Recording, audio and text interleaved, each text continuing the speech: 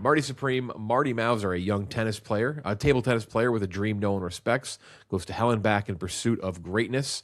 That lead role is played by Timothy Chalamet. In this movie as well, there's Gwyneth Paltrow, Odessa Azione, who's kind of, I don't know if out of nowhere is the right term, but he's kind of just popped up in everything lately.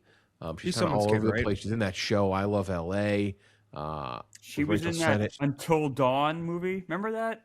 Yeah, she just kind of in like a bunch of random shit. She's much better in this. Listen, I'm not complaining. Put her in a lot of things. Put her everywhere. Yeah, she's Pamela Adlon's daughter, right? Yes. Yeah, good call. She's an interesting movie this year called Pools.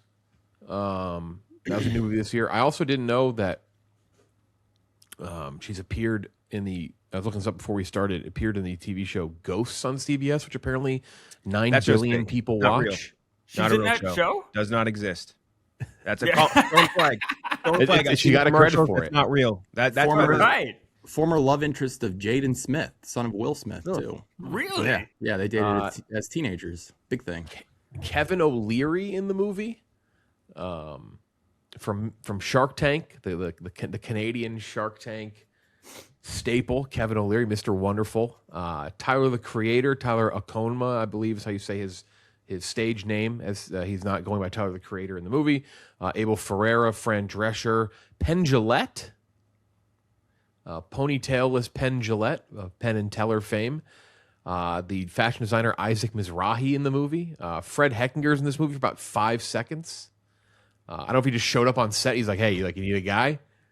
He's everywhere. I can be in it for a minute or two. And then we also have a guy in this movie named Luke Manley, who plays a pretty significant role, who competed with Chris Klemmer for a job at Barstool a couple years ago in a company called Barstool Idol. Luke Manley, Lukey Lunchbox. Great guy. Yeah. It's wild to see him in it.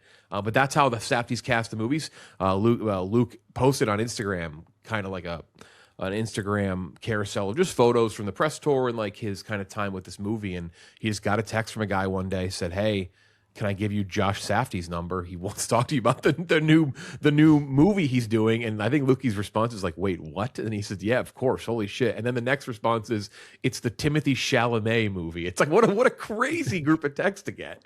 That's just wild. The interview with him is maybe one of our favorite interviews we've ever done, just because of that. Like he's an actor, but he's, not an actor. He never acted before this. So like his opinions on everything and like his view on everything with those fresh eyes was just so refreshing to hear. Sorry, go ahead. Sorry, say it again.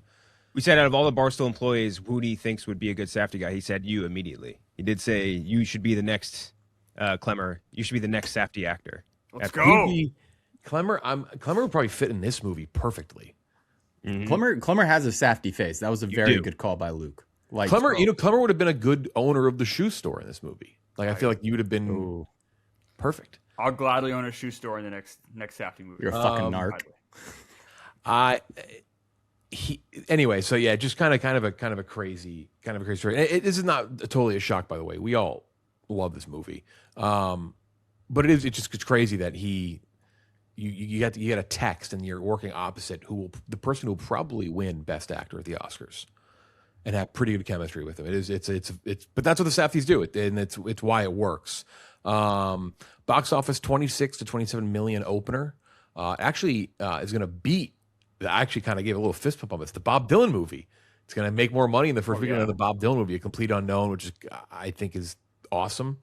That it beats a biopic. So really solid opening. We can talk more about the box office on this later on. We'll give a little update on Avatar as well. Rotten Tomatoes split 95-83. That makes just about as much sense as you could imagine with a Safdie movie. Safdie movie's probably, I think the ceiling is probably like 85 audience. I was going to say the audience score. Nuts. That's surprising. Yeah, to be honest. Yeah, they're just so nuts. Josh Safdie directed the movie on his own. His brother Benny, who was also, by the way, in The Odyssey. Speaking of The Odyssey, he directed Smashing Machine, which we reviewed a month or two back. Very clear who has, I think, the eye of the duo for their style that people know. Unless Benny was trying to not do it, He very well may have not been trying to move away from their like typical style, but this just looks like it. Like if you didn't know that only Josh directed it, you'd have assumed that both directed it. Obviously, they did Uncut Gems a couple years ago. Good time. Kind of completes a trilogy of just absolutely psychopath, New York crazy, heartbeats out of your chest movies. 8.3 on IMDb, 89 Metacritic, 4.3 Letterboxd, very high Letterboxd rating. Kenjac, what did you give Mark? We all saw this movie a long time ago, by the way. I don't know has anyone seen it more than one? I know I saw more than once. I know Gooch did. Klemmer, Kenjac, have you seen it again or no? Just once. Okay. Yeah. Seen it 3 times now, baby. Not sure it would have changed much. I think most people see it a second time who liked it, just like it more. Kenjac, where do you have Marty Supreme for the year 2025? Yeah, I think Safdie Brothers movies to me are very much like I can watch them once and I'm not going to watch it again for another decade, and then a decade from now I'm going to watch it again and be like, it's still the best, as good as the first time I saw it. But definitely don't think my brain can handle it 2 times within a few years. I loved it. I'm giving it I'm thinking 96 out of 100 is where I'm at right now. I think it's very difficult to find flaws in it. It's like, to me, the natural evolution, at least for Safdie, of Good Time to Uncut Gems. And now this as like the perfected formula of this psychotic New York City Odyssey movie. And I think that everything came together in such like the most, like, again, you can literally see like little perfections of little bits and pieces from both those previous movies coming together and being just more honed in on this one. It's kinetic, it's fast acting while also giving you like character development throughout the chaos, and also like character like establishment too, which I think is cool, where like a lot of movies will do their best to be like, he's a bad guy with a heart of gold, but this one's very much like this guy is who he is, and I respected that they did this a lot in this movie. I think the cast was amazing, top to bottom. Like obviously, Chalamet like top of the planet right now, but all the supporting dudes, not even just like the names that were more familiar, like even Odessa and Fran Drescher or whatever, but like all the people that the Safdies usually get, which are like just New York City weirdos, like the dude with the golden voice that used to be homeless, then became a radio guy, like Penn and Teller, like Lukey Lunchbox, like dudes like that, people that he just kind of like draws in from the ether of the New York City sphere. Gerwin, like he just draws them in and gets a good performance out of them. And those like real faces, like real human faces, to me anyway, stand out so much against like the gray of like whatever they're calling it now, like Instagram face. Like it stands out so much as like real human faces with character, and it adds so much character to the movies. And I think that helps a lot, especially because this movie has great production value too. Like you're really in that like mid 50s New York City era. And it also looks great when you go to Japan as well. Like it looks gorgeous there. Japanese actors are also great. The guy who played what's his name? I don't know his name off the top of my head, but he was really good as well. I loved it. I think the climax was about as perfect as you could possibly get, getting Gwyneth Paltrow out of retirement and getting a performance where she actually seems to care what she's doing. Maybe the biggest accomplishment out of this entire movie. She was legitimately very good in this movie. Like I'm actually a little bummed out that she's likely not going to get a Best Supporting Actress nomination. Like I thought she was as good as she's been in. I don't even know how long. She's no Jamie Lee Curtis, unfortunately, but she was pretty. She's pretty solid and trying, which I respected. I loved it. It's been since I've seen it, my favorite movie of the year. That's not changing. It's just perfect. And I think it's when you're thinking about it from like even a more grand and like you pull back a little bit on the scale, like it's a movie about a ping pong player. It should not be this fucking awesome. It should not. It just shouldn't. And it is. And I think that is so impressive. Loved it. My favorite movie of the year. Yeah, I think we're going to hear that a lot in the next couple minutes. Gooch, you're up next. What'd you give it? I gave it a 95, which I thought coming out of the first screening, which me and Kenjac went to. Kenjac got the press invite, special boy. Special, you had better seats than me, though. I did have a better seat. I got lucky and just like picked him up off the New York Film Festival website. Ended up sitting next to Matthew Broderick, which, Matthew, lovely man. Sorry if you overheard me whispering to my girlfriend that you were in The Producers. That's the guy from the car crash. The only thing he's ever been in, The Producers. The Producers. Yeah, one and done. But it was it's probably the best screening like experience I've ever been to in my life. And I was worried coming out of it because I was like, I love that, but this could have just been that atmosphere. Like it's a New York movie through and through with New York actors at the New York Film Festival. I might have just been swept off my feet. Once I saw it again, it's even better on second viewing, I think. Is this going to be, when we look back in 50 years, Timothée Chalamet's like best performance? Are we going to say that? I don't know.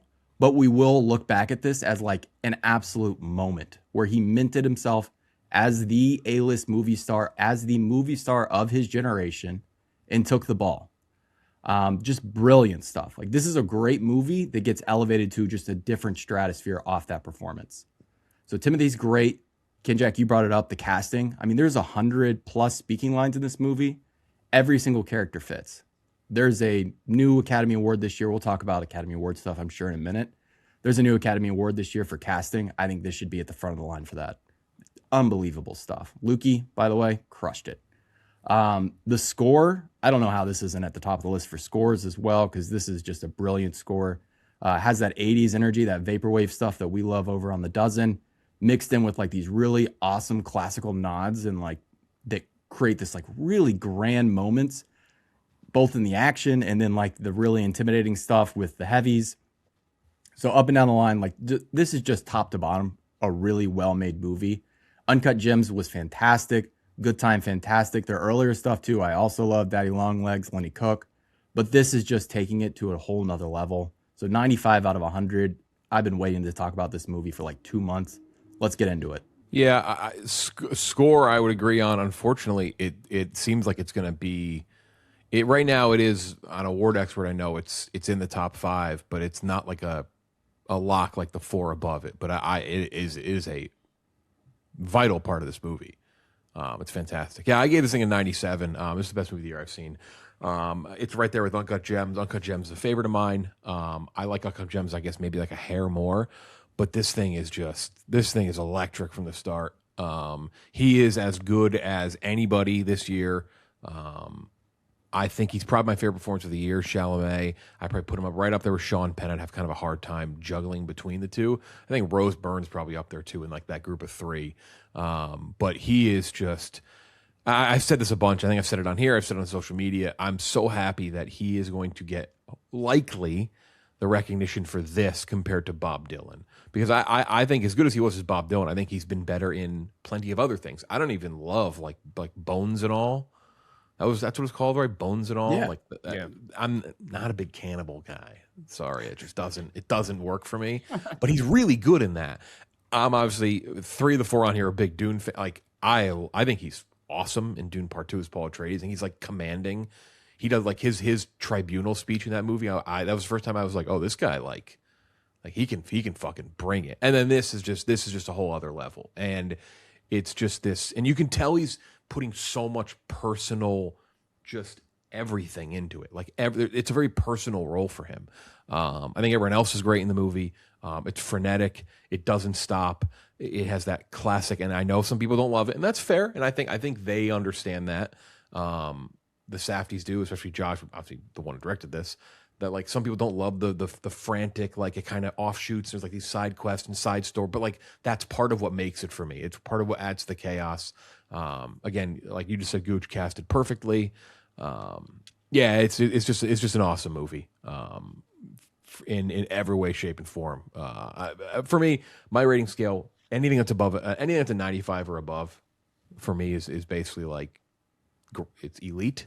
Just comes down to like where I place it historically, and this is right up there. This is as good as anything This is as good as probably any group of like 5-10 movies I've seen in the last 10 years. It's just that good. So, and just as good on the second viewing. So yeah, 97 for me.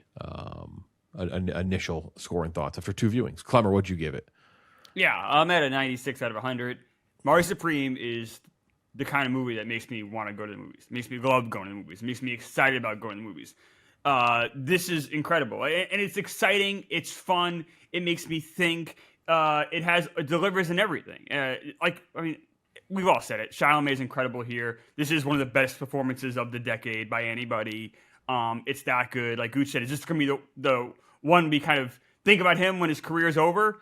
I don't know, because he's so talented. Who knows? But it'll be up there for sure. It was built for him. Like this role was made for him. Like you said, Jeff. Like this is so much better that he gets recognized for this than an imitation to biopic, which he did the best he could, and he did a fine job. Don't get me wrong. I'm not saying he didn't do well in that, but this is a different level of movie. It's just more impressive. It's so much more impressive. Yeah. And this is I don't go to the movies to watch biopics. I go to the movies to watch exciting, original films that make me think and care. And this delivers on all those things.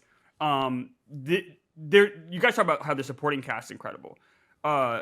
Kevin O'Leary is so good. if you just dropped me on, if I didn't know Shark Tank existed, I would think this guy, a stage actor I'd never seen before? Where does this guy come from? He's that good. Everyone, the cast nails it. Like you said, Gooch, best casting, absolutely, from top to bottom. Everyone, there's not a single false note here. I guess people could criticize the kind of the storyline with the mob boss and the dog. You could criticize that, but I don't have a problem with that at all. I like to spend time with these people. This movie could be 4 or 5 hours long, and I'm cool with it because I just want to spend more time with these people. I loved every single second of this. This is the best movie of the year. Yeah, I love, and we're gonna spoil it now. So obviously very high. We all have it right up there for best of the year. It's so we're gonna spoil it now. I think I have no issue with I thought the dog storyline just added to like the absolute chaos of it. And I think if you know Safdie movies too, like I kind of you know that something is going to come to a head, something really bad is going to happen at some point. You're just like that's just how they do it. But I also kind of like that it kind of subverted expectations a little bit, where like it was bad, but unlike Uncut Gems, I was like, oh, he might just die here. He might just get shot and killed here. And then you're just like, oh, okay, like they actually like. This is a little different than this. It's kind of veers away from what you'd expect with maybe like kind of a Safdie chaos, and I like that. Kind of subverted what I was expecting there. Then you move into the whole he goes and he finds a Gwyneth Paltrow character. Then he goes and he gets literally spanked, and then he goes off to Japan and he plays table tennis. It's a wild, chaotic story, and it's Safdie. It's hard not to wrap both of them into this because they basically did this with their last two movies as well. But Josh Safdie, like their ability to take an unlikable protagonist, unlikable, I put that in air quotes because you may like him, but a protagonist who is a piece of shit, like he is, like and you respect his desire to achieve this dream, but to make someone who is just a bad dude for the most part and willing to steamroll everybody, but then also make you want to root for them and kind of have you conflicted in some moments where you're like, do I really want to root for this fucking guy? But then you're like, well, everyone around him is really almost even worse. That's why, like, when you call like a Safdie movie an experience, like it's not just like the craziness, right? It's not just Adam Sandler getting shot in the eye at the end of Uncut Gems. It's the fact that you sit there and it challenges you as an audience member to be like, damn, do I really want to root for this fucking guy? But like, maybe I have to, maybe I should, maybe I shouldn't. And that's the beauty of their movies, and why like all three, so Good Time, Uncut Gems, and this, like they've kind of fucking nailed it every single time. And this one's right up there in spades. And this one's almost more challenging than the last one because like, yeah, you want to root for Adam Sandler's character a little bit, but like it's pretty black and white. He's a piece of shit. But this one, like, he kind of, at times you're like, yeah, but I kind of get it. He's just trying to be great. He's just trying to achieve something. And like, like I think everyone's been there. It's like sometimes you can kind of steamroll someone or something to achieve what you want. And then so yeah, that's the thing that blows me away most of this movie and why I loved it. It's like it's that there's a real thing with challenge to an audience. There's a real thing with selfishness with these guys. And you see it with the Adam Sandler character in Uncut Gems, and then we see it with Chalamet's character, Marty Mauser here. But then at the end of this movie, because we are spoiling it, the selfishness goes away because now he has a kid and someone to care for. And I think that's kind of the breaking point of kind of this selfish trilogy, if you will, of these three insane stories going back even to Good Time, where this is when the chain breaks and now you can no longer only think about yourself. Well, also his goals are changing too as it happens too, right? Like his goal from the beginning of the movie ended up being different from what he quote unquote achieves at the end, right? Absolutely. So it's like you're changing with the character too. Yes. Yeah. And it's what a great movie, what a deep movie, what a rich movie where the characters can change that much. Yeah, but also like I think a good thing too is like you do get consistent, especially in this movie, like establishment. Like this is kind of who Marty is. Like every time you're like, oh, and this is the point where he's going to like, back off and be like, I'm not going to get on that plane. I'm going to stay. I'm going to not do this. I'm going to stay. Like every time you think he's going to have that revelation, he doesn't. And I love that. And you really have to wait for it and have the character kind of earn it in blood, which I really, and a lot of other movies I don't think do that. They prefer you to get that sort of like sort of whatever schmaltzy ending, the PBS ending, and that I think they really make you earn it. And I love that.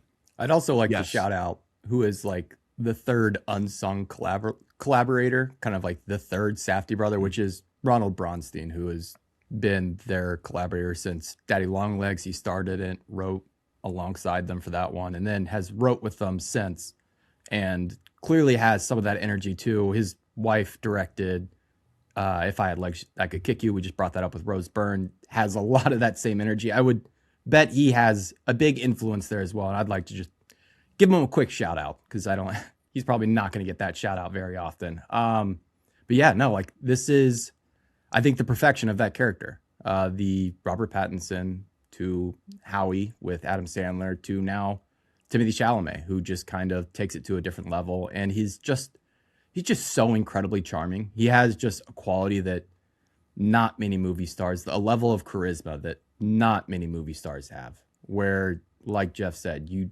really shouldn't root for this guy in any way, shape, or form, but he's that friend that you just cannot say no to, which they let play out with Tyler, the Creator's character, where he just is like, dude, get out of my cab. Like, sees him the next day and they're all good, but like, it's great. I mean, it really is. It's fantastic. It's kind of like if Cruise would allow or was allowed to play bad guys again, or was allowed to play less one-dimensional characters again. When we were first the early years. Yeah, when we were first watching it, like the first 30 minutes, and I love the way they set it up. Like, it's almost set up like your standard sports movie where, you know, there's the initial lead up to their fall, which is like in the first 40 minutes, you know, they're on top, but they're not quite on top, and they have to get really publicly embarrassed and then build their way back up. I love how they set up like that. The other person who also should deserve credit, because obviously he deserves credit for the writing, Ronald Bronstein, because he is the common thread in all three of these movies that they've done. The Safdies have done now with Josh was doing this one on his own, is Daniel Lopatin, who did the score, because there is like the writing has to be quick, the writing has to be snappy, and so does the score. The music has to be really quick and really frenetic because it has to match that energy. Because I'll tell you what, if the energy at any point, and it never does, it never comes down at any point, and maybe their next movie it will. Maybe Josh Safdie, or maybe they'll team up and do another one again, and maybe it will, and that's what fails. But the thing is, the energy never drops off. And that is why it works, and all the parts have to move together, and the way the dialogue is delivered is, for the most part, almost from every character, really quick. It's kind of why I do love the Gwyneth Paltrow and Kevin O'Leary characters so much, because it's one of the few times you actually slow down a little bit in the movie, because everything else is so quick. Even our guy Lukey Lunchbox, he is fucking quick. Odessa Azion, like the delivery of everything is so fast paced.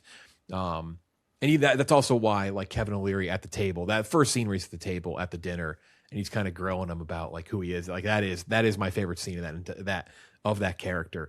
But it's like if these things don't work, and even the needle drops, even the music they pick, which some of them don't. I saw one or two complaints like, well, that doesn't fit for the era. I'm like, I don't really give a shit about that. The fact that they can pick songs that aren't from that era and they fit so well, like that's a credit to them to be able to pick songs that work in their movie. Even some of like the music they pick for it is just fucking awesome. And it fits the story perfectly and tells like a little story in itself. So these movies that they make are very difficult to make, and it's impressive that they've pulled it off now 3 consecutive times. And I guess you raise Josh Safdie's hand a little higher because he did all 3, but it's like one little thing goes wrong, and this like it goes for, like, one little thing doesn't work. This doesn't go from like great to like really good. Like it goes to like probably bad. Like if things don't work, it's like, this is a fucking disaster, but it never hits that. Yeah, and I love their explanation, by the way, Josh's and Daniel Lopatin's behind the music, which, if you don't get it, that's stupid. But the fact that it's very 80s, like the score is very, very 80s, but their explanation was that the 80s was a cultural moment where they started regurgitating the 50s. And the energy of the movie is incredibly capitalistic and American and chasing your American dream, which is the energy of the 80s. So I love how they pulled that in and kind of created this language that, you know, on screen, it's a 50s period piece, but you have that 80s energy to it, which I think just heightens everything. Is this, by the way, everybody's favorite movie here of the year? My number 2. Okay. But I mean, like, if you're in the top, I mean, never happen again. Where all 4 of us agree on the number 1 movie. Yeah, I guess it hasn't happened. Yeah, I mean, because for me, there's this cluster where it's there's tiers. It's this, Sinners, and One Battle After Another, where they're kind of like grouped together, and then Sentimental Value and No Other Choice right below, but like almost to break the tie between the 3. But yeah, no, this is I just. they're all great, but this one just does something else. And again, I'm very into this style. Like I love Uncut Gems, I love Good Time, and by the way, I totally get. And I want to talk about this a little more when we talk about Stranger Things as well. Like I totally get if you don't love this. Like I get like if you don't love this style. Now there's some complaints about this movie, and you're seeing a lot. It's starting to creep up, by the way, with One Battle as well. You're starting to see a little bit of One Battle discourse kind of rear its head. But there's some complaints about this I don't love because it's like we live in this culture of like everything for some reason. This is not new, but like it's more now than ever with social media. It's like everything either has to be the greatest thing of all time or it sucks. Like there's no in between. Yep. And I see people say that. We have a coworker of ours. I don't want to shit on him too much here, but I'm going to use him as an example. We have a coworker named Dante who tweeted out, and he's like, "I didn't say this wasn't life changing like everyone said it was." But I'm like, "Why? But why does it have to be?" I don't think everyone's saying it's life changing. I love this movie. It didn't change my life, but like it can also, things can be great without being the greatest thing of all time either. Like but anyway, that's a side rant because I do want to talk about the Stranger Things, but yeah, also, that's, I would add rant. It's number 2 on my year. What's your number one? One Battle. My top 4 is One Battle, then Marty, then No Other Choice, then Eddington. 3 of those 4 movies are very concerned with right now, the moment right now that we're living in.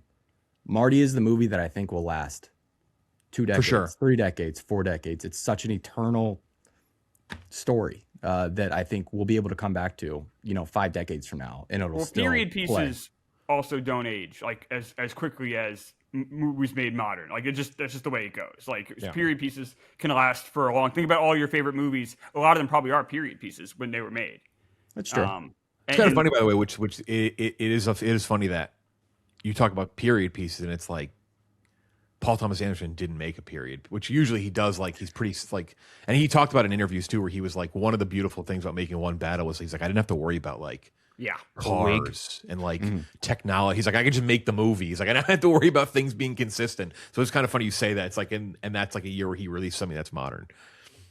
Which people were also like, where's the budget? How's this cost so much? This is like, do you not see the streets, the clothes people are wearing? The, it's like, rich big with that. Wembley. Like there's so many movies these days, big budget movies where you can make that complaint. Like, where did the money go? This is not one of them. Where did the money go? What did this cost? 70? 70. And you see the money all over the screen. Like, this movie cost, I mean, what did Captain America Brave New World cost? And that looked like dog shit. Like it was what did Anaconda cost that we're going to talk about soon? I'm glad you mentioned the Wembley thing. I'm glad you mentioned like when the ping pong scenes in this movie are some of the better sports, like the sport being played atmosphere, like how it was shot and how it looks and feels. Like if that ping pong scene alone feels like a bigger scene than most sports movies we've seen in the last 10, 15 years of like baseball and football. Like he commits so fucking hard, Safdie does, to making sure that it feels real and you feel like you're in this environment, you're in this arena for a sporting event. And so many sporting events sports movies fail to do that. And they did it with the ping pong movie. They fucking nailed it because you feel like you're really in there.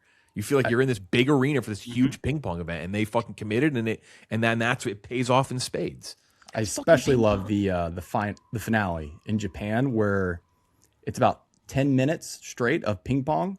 And they cut out, it's just the score, and then in the background you hear the Japanese announcer going the whole time, no subtitles, just Japanese announcer going, narrating the match, and it's amazing. It just lets you focus on the sport. So I'd ask, like, are we counting this as a sports movie? And if so, like, where does this rank for the 21st century or even just all time as a sports movie? I have Rocky, Field of Dreams ahead of it. Not much else, probably, just off the top of my head. It would probably be my top 5, certainly my top 10. I'm probably forgetting something.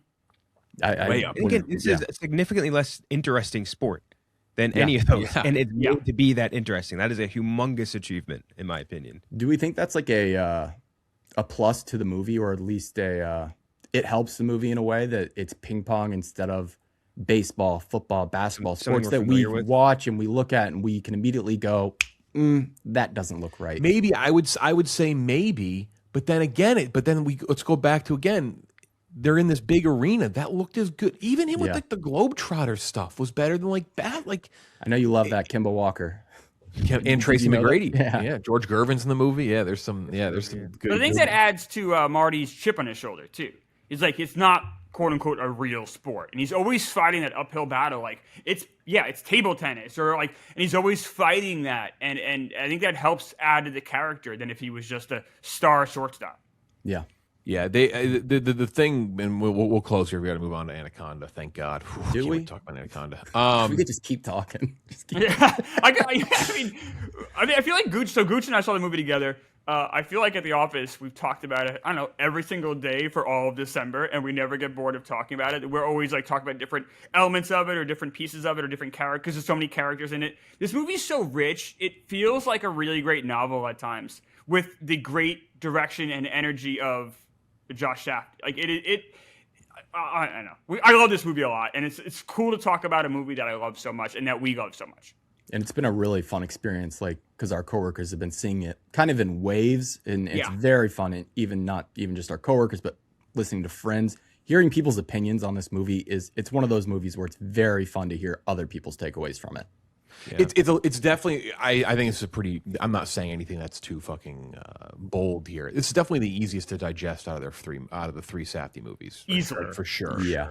So I think you're seeing a little less of like Uncut Gems, but again, I will defend Uncut Gems to the grave. I think it was a massive Oscar snub, all that. Incredible. But I also like very much understand if you walk out Uncut Gems and you're like, fuck that was fucking, I'd be like, yeah, that's fair. Like that was, look, it is. It is. When I walked out of Uncut Gems the first time I saw it, I remember there was an old couple. I was legitimately worried that they were gonna have a heart attack and pass out at the end. They were like, "What the fuck?"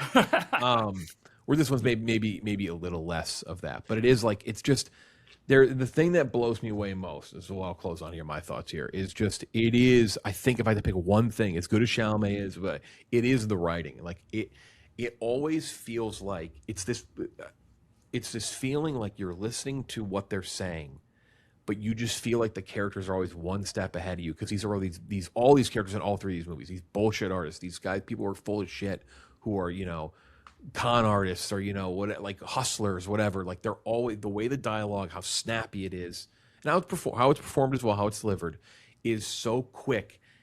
Like, as you're processing it, they're throwing something else at you, and it's this. I've used the word frantic 100 times, but it's that experience. It's high energy, high octane experience that is just so unlike anything. And I know some people are like, oh, this movie was an experience, blah, blah, blah. But I think for this, like, no, it's not just what you're looking at. It's what you're hearing from the characters and how it's delivered and how it's written. And I think it's like a masterclass almost in terms of like this style and this pace of a movie. And that's, I think, the best part. I think it's just delivered in such a fucking quick way that as you process something crazy is happening already ahead of that. This was awesome movie. Like, big time, like, lived up to the hype, which doesn't happen a lot these days. Yeah. One question I would ask, and this is something that I got asked a ton after I saw it, and I think probably after you saw it too, Gooch, early anyway.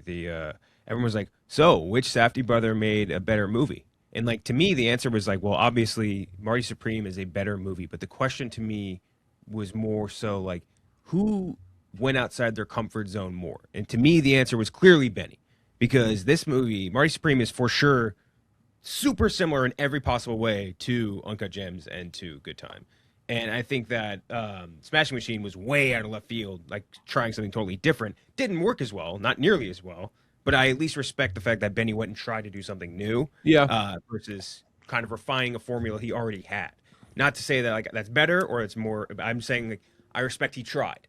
Don't like it nearly in the same stratosphere, but I respect that he tried. The people who are like very eager to kind of drive a wedge between them and pretend that they don't like each other, which is very strange. At the New York City premiere, they were with each other all night. Like, I don't know what you guys are talking about, but they are both very talented in their own ways. Benny, while you may not have loved The Smashing Machine, I think it's very well directed. Christopher Nolan agrees too. I don't know.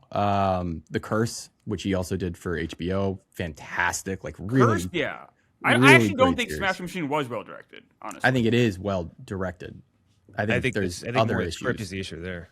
I would lean probably more to Clem. I mean, that movie just didn't work for me at all. No, I think as much as I like him, it just didn't work for me at all. It just didn't tell like a good story. I still job. I still think it's way too soon to be like, this one's a hack, this one's talented. Oh no! I don't think that at all either. I think people are very see, eager to do that, and I just as like, much you as don't I have to would pick a say side. that I don't think it's like I think it's a miss. I think there's an artistic vision there that I know he's really fucking talented. Like I respect the hell out of that. I think the story is crafted in a way that just doesn't fully. That's where I was. The way the story was crafted is probably the real issue. So if you told me to choose one, I guess I would choose that over the directing, because I think there's some talent in the directing with that movie. It's just not as good. Like there's just Yeah, no, I don't think it's like nearly as good. But I do respect that he tried something different. I respect the hell out of that. And I want them to do more stuff together. Maybe not immediately, but I would love to. Like, I think they do work really well together. I think there's an intimacy. He's got a huge role in the Odyssey stuff. Like, there's a much softer side to Benny that I think works really well with Josh and Ronald. So hopefully they get back together. The funniest thing is out of both of them, the thing that either is probably most mainstream known for is a fucking meme from Oppenheimer. Yeah, it's Benny Safdie. Like, what's the exact line for Oppenheimer? Until they build a bigger bomb. yeah, like that's like, which he's great and he's fantastic in Oppenheimer. But it is funny, like of all the things, like they're going to be known for like a fucking Twitter meme. Yeah, among like 8% of the population. I mean, mainstream wise. Mainstream wise. And now the Odyssey turn 2 is becoming. I would also say Josh Safdie is probably most well known for. I was Josh Safdie's muse on Uncut Gems. Like that is what I think his biggest cultural like footprint in terms of like the broader picture of like normal like Americans, but for the movie going audience, I think people. Yeah, but that's a movie going audience and mainstream are two completely different Americas, if we're being honest here. As much as I love the Safdies, I think most people, like if you look at the mainstream people and you ask Uncut Gems and Marty Supreme, I'd say the majority will never say, the directors will say Chalamet or Adam Sandler. Yes. Benny's. I mean, it's a huge role in Odyssey. He is right now he is very masked, so you can't. And we'll talk about this trailer in a few minutes, but you can't really see his face. But he is like the picture of this revolution of dorks online right now. About the Odyssey trailer, which we've talked about, but we're gonna have to talk about again because the trailer's not public. Anyway, so Marty Supreme, if you have not seen it, huge mistake. Go see it immediately. I will say I actually expected more people I know to be divisive on it. Most people I know like it to the same area as where we are. Maybe some. Malice gave it a 60. Just gonna throw it out there. We have a couple coworkers didn't love it as much, but for the most part, it's a movie for young Gems, guys. So we were working at Barstool when Uncut Gems came out, and I remember there's a more divisive reaction to it. Where this one, it's not nearly as divisive, at least in terms of people I know. People kind of like it on a pretty high level.